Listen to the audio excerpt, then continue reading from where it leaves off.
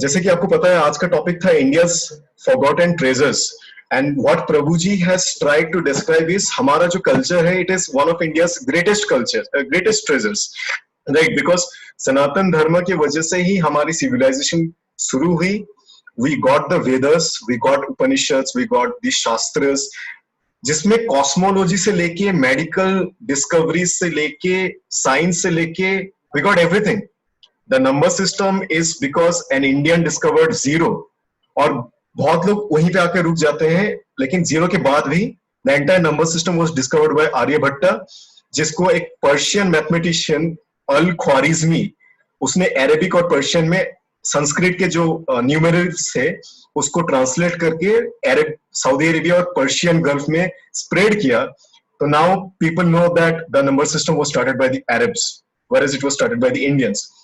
So our motive was to show how India's treasure, which was the greatest asset of ours, has been completely distorted, misinterpreted, जिसके वजह से हमको पता नहीं है कि what do we actually possess. So Prabhu ji started with the Sanatan Dharma, जो इस पूरे pillar का शुरुआत था, which started this entire route. I am going to talk about a monument which took it forward from there. A monument which documented all of it. I'll only take 10 minutes and I'll try to wrap it up completely. So I'm going to talk a little bit about Nalanda University. आप लोगों को पता ही होगा नाम आपने सुना ही होगा सनी को बेटर पता होगा वो बिहार से है and it was one of the central architects of India which brought Buddhism. I mean Buddhism तो इंडिया से शुरुआत हुआ लेकिन Buddhism का जो central figure था वो इंडिया में establishment हुआ because of Nalanda University.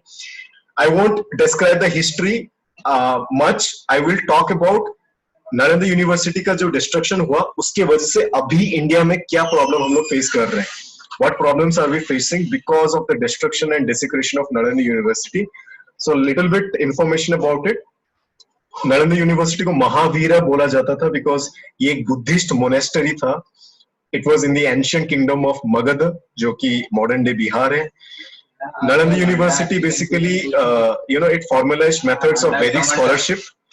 It helped establish large institutions such as Taxila, Vikramashila, जो इंडिया के अर्ली यूनिवर्सिटी को कैरेक्टराइज करे थे और एक बड़ा ही आयरनिक चीज है हम लोग को नालंदा यूनिवर्सिटी के बारे में आज अगर पता है it is only because of Xuanzang and Yijing ये दो बुद्धिस्ट मोनेस्टरीज थे फ्रॉम चाइना ज़ुआनज़ैंग जो थे वो 637 AD में इंडिया को ट्रेवल करे थे ही विजिटेड नालंदा यूनिवर्सिटी उन्होंने अपने जर्नल में जो लिखा था उसी के बेसिस पे आज हम लोग नालंदा यूनिवर्सिटी के बारे में जानते हैं India has got no record of it after the desecration India के पास नालंदा यूनिवर्सिटी का कोई रिकॉर्ड नहीं है जितना भी हमें पता है it is all because of Xuanzang and Yijing बाकी इसका डिस्ट्रक्शन हुआ 12th सेंचुरी में बाय मोहम्मद बिन बख्तियार खिलजी जो बाबर के आर्मी में थे he slaughtered Buddhists he destroyed the library of Nalanda University and उनके वजह से आज ये यूनिवर्सिटी एग्जिस्ट नहीं करता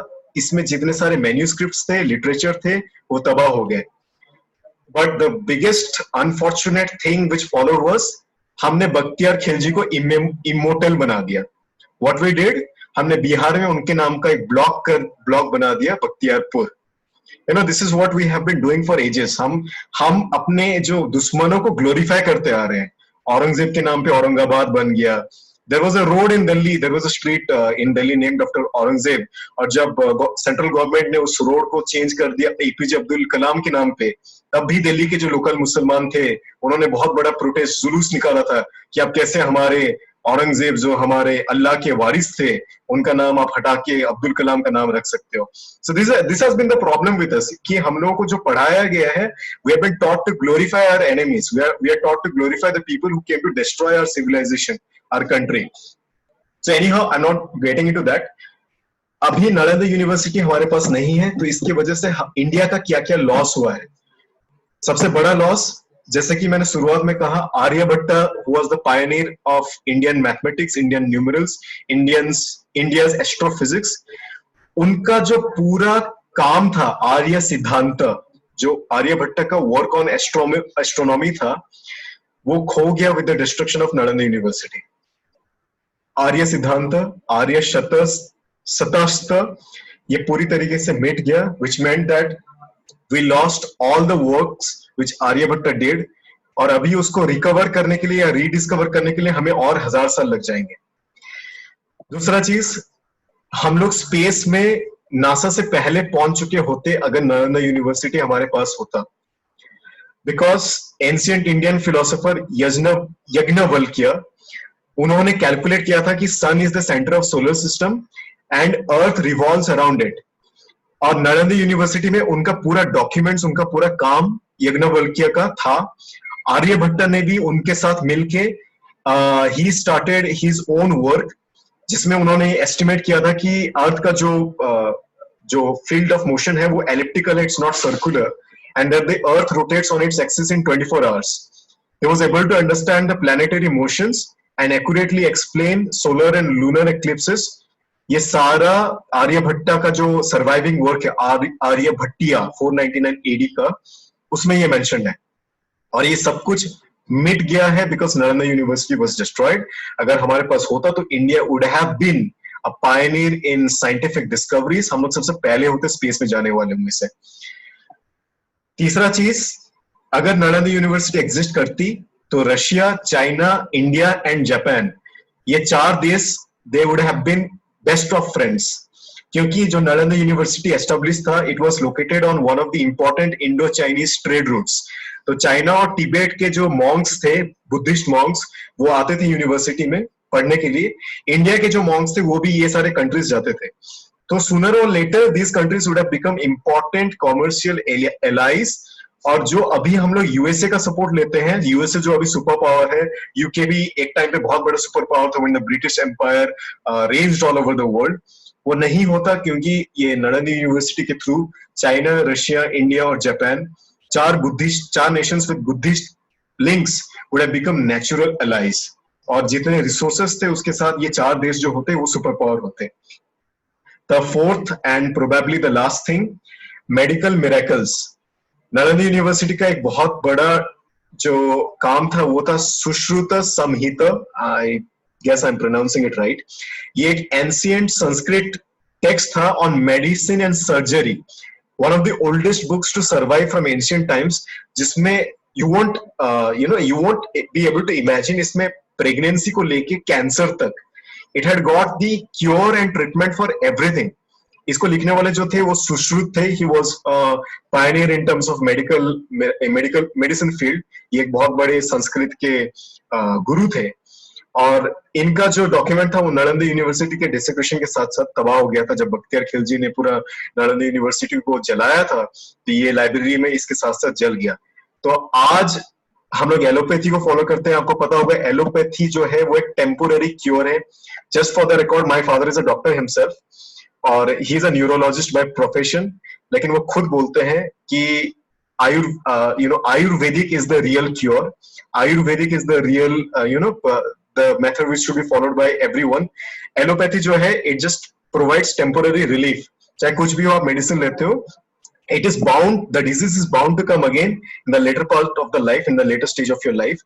ये completely cure नहीं करता, जड़ से मिटाता नहीं है, जो आयुर्वेद करता है। तो अगर सुश्रुत संहिता जो एंशिएंट संस्कृत टेक्स्ट था वो अगर आज सरवाइव करता तो प्रोबेबली आयुर्वेद पूरे वर्ल्ड में स्प्रेड किया होता। बाबा रामदेव तो अभी पॉपुलर कर रहे हैं, लेकिन it was popular way in the 6th century when Nalanda university was present, और एलोपैथी की जगह आज सब आयुर्वेद फॉलो कर रहे होते। मैंने so I am done with the informations. मैंने ये सारी चीजें विकिपीडिया से सोर्स नहीं किए हैं, बिकॉज आपको पता होगा Wikipedia is not completely trustworthy, the information can be modified. Open source है, ओपन सोर्स इंफॉर्मेशन लाइब्रेरी है, तो कोई भी जाके इंफॉर्मेशन मॉडिफाई कर सकता है।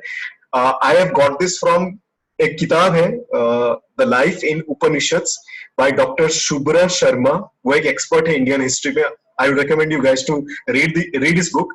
उनके एक इस बुक से मैंने ये इंफॉर्मेशन निकाला। And the other one is Mishi Saran's chasing the monk's shadow. ये एक बहुत ही फेमस बुक है, चेजिंग द मॉन्क्स शैडो। इसके ऊपर एक मूवी भी बनाया गया है। इसमें नालंदा यूनिवर्सिटी तक्षशिला के बारे में दिखाया गया है, कैसे बख्तियार खिलजी ने आके इसको डिस्ट्रॉय किया, and with that the entire Buddhist history in India was wiped out. Buddhism का जितने सारे सोर्सेस थे वो तबाह हो गए, and it has got everything that we have sourced about Nalanda University. So guys, this is all about the entire session that we had. Again, मैं unmute करूंगा सबको. अगर आपके पास कोई सवाल हो, if you want to add any information, आपको लगता है कि आपके पास कोई information है ऐड करने के लिए, if you want to give any feedback, now it will be the great time. आप कुछ भी बोलना चाहोगे आप बोल सकते हो, because we have got another 12 minutes. We are supposed to wrap up at 8:20. So I'm unmuting you all. If you have anything to add, you can go ahead.